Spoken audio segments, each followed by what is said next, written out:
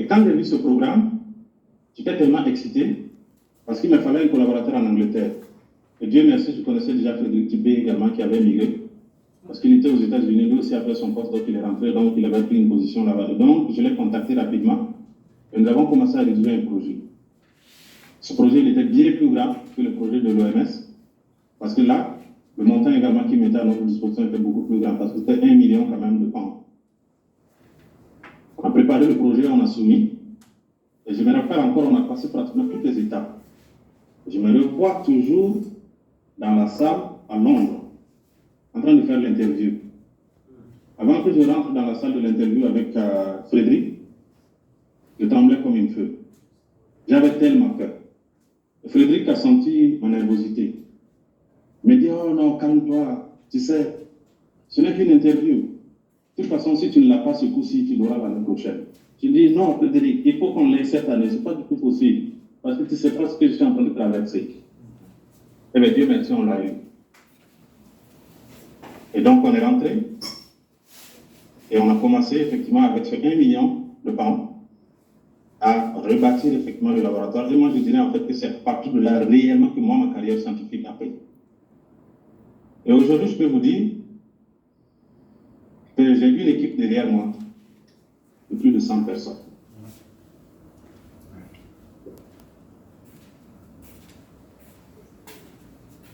Donc, on est parti de 3 techniciens, un poste et un masterant, et aujourd'hui, il y a plus de 100 personnes. L'équipe que vous avez ici, vraiment, c'est juste un échantillon, parce que ça, c'est juste sur une thématique spécifique donnée.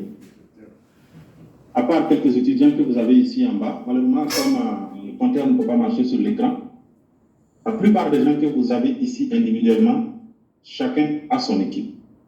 Sur des thématiques vraiment bien spécifiques. On est parti d'une thématique vraiment très simple au début qui était le comportement de reproduction de moustiques, mais aujourd'hui, pratiquement, on a ouvert notre ombrella et on embrasse quand même pas mal d'activités et beaucoup plus effectivement dans le domaine de l'innovation. Alors, tout au long de ma carrière, je dois dire en fait que j'ai été quand même extrêmement chanceux d'avoir une équipe très forte derrière moi. Et ça m'a permis quand même de pouvoir engranger pas mal de prix à l'international, et des prix extrêmement prestigieux. Ça, c'est juste un échantillon ici que je vais vous donner. Juste à gauche, ici, la toute première photo, c'est le prix que j'ai eu en 2013 de l'Académie royale des sciences de la Grande-Bretagne.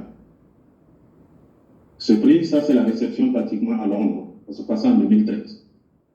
Un peu plus loin, vous voyez en fait le mot de Usain Bolt. Ça, c'est un prix en fait qu'on a eu avec nos collaborateurs en 2020.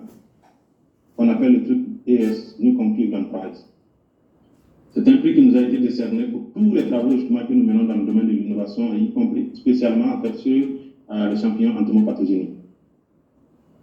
Et ça, c'est à la réception à Seattle. Je pense que c'était en février 2020. Et juste un tout petit peu en bas, vous avez le Falling Works, que j'ai eu en 2023, je crois, qui est un prix international également que j'ai eu à Berlin, m'a été décerné.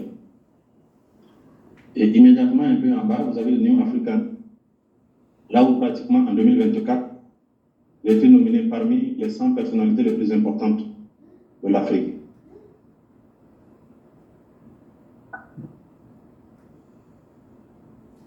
Alors à gauche ici, vous voyez avec la décoration, en 2013, j'ai été décoré par le président du Burkina Faso au titre de l'ordre de chevalier des Palmes académiques. Puis en 2022, j'ai été encore décoré au titre d'officier des Palmes académiques par le président du Burkina Faso. Après, vous avez l'autre côté où j'ai été élu membre de l'Académie des sciences de l'Afrique.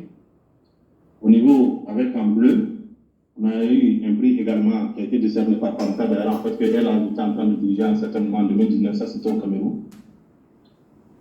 Et puis j'ai donné un TED Talk sur les activités que nous menons, ça c'était en 2024 à Vancouver, au Canada. Et juste un tout petit en bas, un tout petit peu en bas avec Bill Gates, il y a Netflix qui est venu faire un documentaire sur les activités que nous faisons avec Bill Gates. Et là, tout ce que vous avez ici, On a eu quand même pas mal d'interviews avec les chaînes internationales sur les activités que nous menons, y compris la RTB, qui est la chaîne nationale du Burkina, et tout le reste que vous voyez, que ce soit New York Times, BBC, CNN, il y a eu beaucoup d'interviews effectivement et de documentaires sur les activités que nous menons. Et tout au long de ces activités, je dois dire quand même que ça n'a pas simplement été que des prix. Il y a eu quand même des réalisations également physiques que nous avons pu mener pour le pays et pour l'Afrique, je dirais en général. Tout ce monde que vous voyez pratiquement à gauche, c'est à la faveur d'un centre d'excellence que nous avons mis en place. Je pense même un peu que le centre d'excellence que vous avez ici, qui est financé par la Banque mondiale, c'est mon équipe vraiment qui a porté ça. On a fait ça en collaboration avec l'Université Nazi Bouni à Bobo, où on a été financé par la Banque mondiale pour justement mettre ce centre d'excellence en place. Donc l'objectif justement était de former l'élite africaine dans le domaine de la lutte antivectorielle. Et donc on a, pour tout ce qui est biotechnologie moderne, on a des étudiants qui nous viennent d'un peu de partout. On a pas mal d'étudiants d'ailleurs en fait qui sont venus du Sénégal également pour suivre cette formation.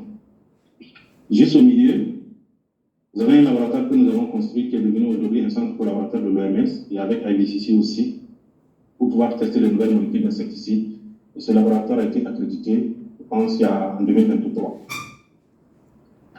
Et juste à l'extrême là-bas, ça c'est un laboratoire de biologie moléculaire extrêmement avancé de génomique que nous avons construit à l'occasion de ce centre d'excellence-là et qui fait partie maintenant des infrastructures de l'UNB, l'Université Nazi Bouni. Et à gauche en bas, ce que vous avez, ça ce sont des malalasphères pratiquement, je pense qu'elle arrive à construire un ici aussi, que nous avons pu construire, nous en avons deux aujourd'hui qui nous permettent de pouvoir faire des études sur l'écologie en milieu semi-contrôlé avec les moustiques. Et enfin, à l'extrême droite, on a eu un total de 4 hectares et on a également eu une grille de financement pour aujourd'hui créer un centre qui va être extrêmement simplement dédié aux études génomiques et tout ce qui porte sur les innovations en entomologie pour pouvoir lutter efficacement contre les maladies à transmission vectorielle. Donc très bientôt, Dieu voulant, nous allons effectivement construire ça et c'est un centre qui va être ouvert pratiquement à toute l'Afrique pour que tous ceux qui veulent faire la manipulation, si on arrive vraiment à s'entendre effectivement avec le gouvernement, que ces gens puissent venir là-bas parce que jusqu'à preuve de contraire, ce que nous avons fait par le passé, c'était vraiment des formations théoriques très courtes. Et à la fin de cette formation théorique, il y a beaucoup d'étudiants qui demandaient à avoir vraiment la main sur la technologie même pour pouvoir apprendre.